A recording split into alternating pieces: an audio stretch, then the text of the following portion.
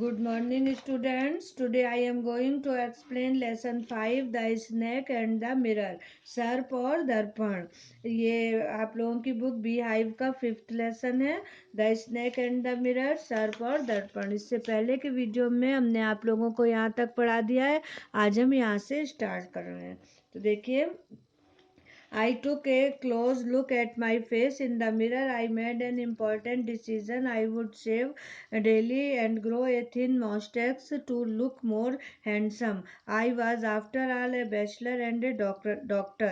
मैंने दर्पण में अपने चेहरे को पास ले जाकर देखा. मैंने एक महत्वपूर्ण निर्णय लिया कि मैं रोज शेव करूंगा व एक पतली मूछ रखूंगा ताकि मैं अधिक सुंदर दिख सकूं. आखिरकार मैं कुंवारा हूं वह एक डॉक्टर हूँ. I looked into the mirror and smiled. मैंने दर्पण में देखा और मुस्कुराया. It was an attractive smile. वह एक आकर्षक मुस्कुराहट थी.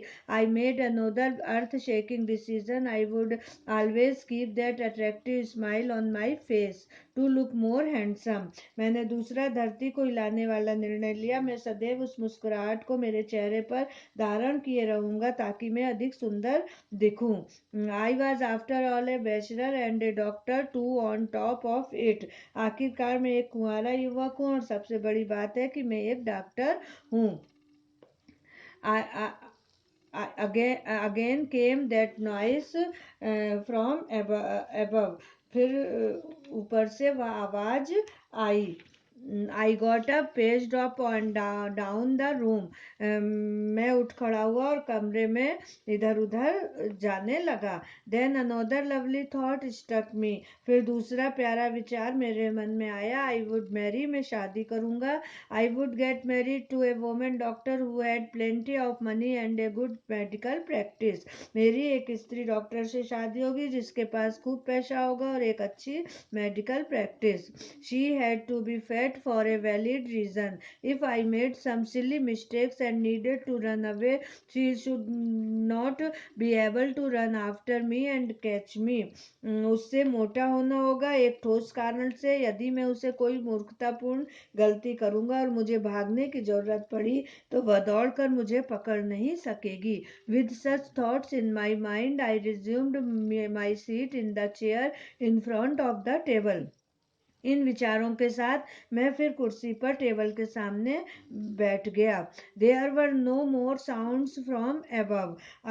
अब ऊपर से कोई आवाज नहीं आई. Suddenly there came a dull थर्ड as if I rubber tube had fallen to the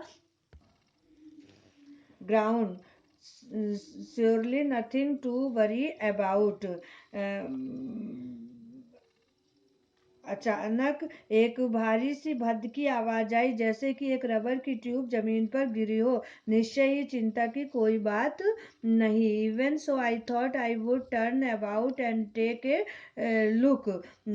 फिर भी मैंने सोचा कि मुड़ूं और देखूं.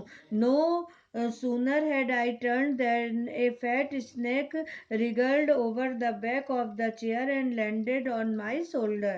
जैसे ही मैं मुड़ा वैसे ही एक मोटा सांप कुर्सी पर लपेटे लेने कुर्सी के पीछे आया और मेरे कंधे पर बैठ गया. The snake's landing on me and my turning were सिम्युलटेनियस.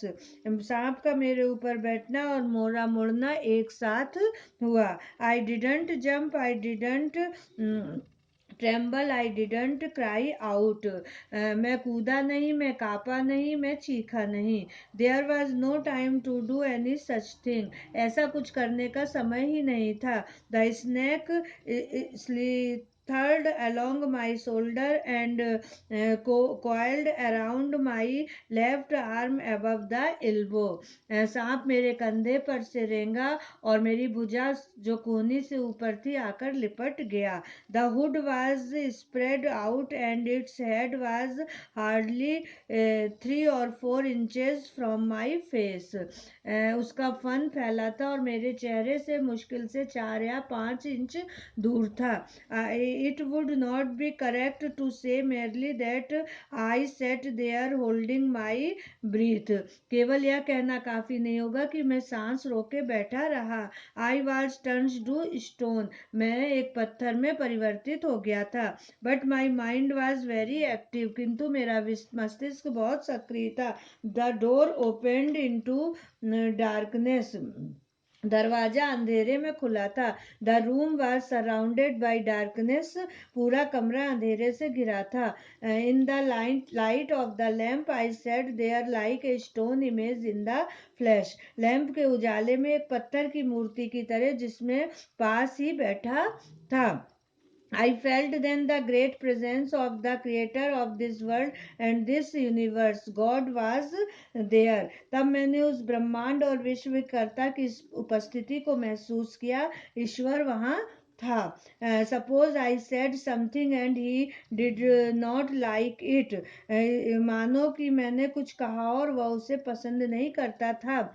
I tried in my imagination to write in bright letters outside my little hearts the words "Oh God." मैंने अपनी कल्पना में चमकते अक्षरों से मेरे नन्हे दिल का बाहर लिखा हो, हे भगवान. There was some pain in my left arm. It was as if a thick leaden rod. मेरी बाईं भुजा में थोड़ा दर्द था. वह ऐसा था एक मोटी कांसे की छड़. No, a rod made of molten fire was slowly put but powerfully crushing my arm. नहीं, एक पिछली आज की छड़ धीमे किंतु बड़ी शक्ति के साथ मेरी भुजा को चूर चूर कर रही हो. The arm was beginning to be drained of all strength. What could I do? मेरी भुजा में से सारी ताकत बहना शुरू हो गई हो. मैं क्या कर सकता था. अब हमने आज यहाँ तक पढ़ा दिया. अब इसके आगे हम आप लोगों को नेक्स्ट वीडियो में पढ़ाएंगे. Thank you.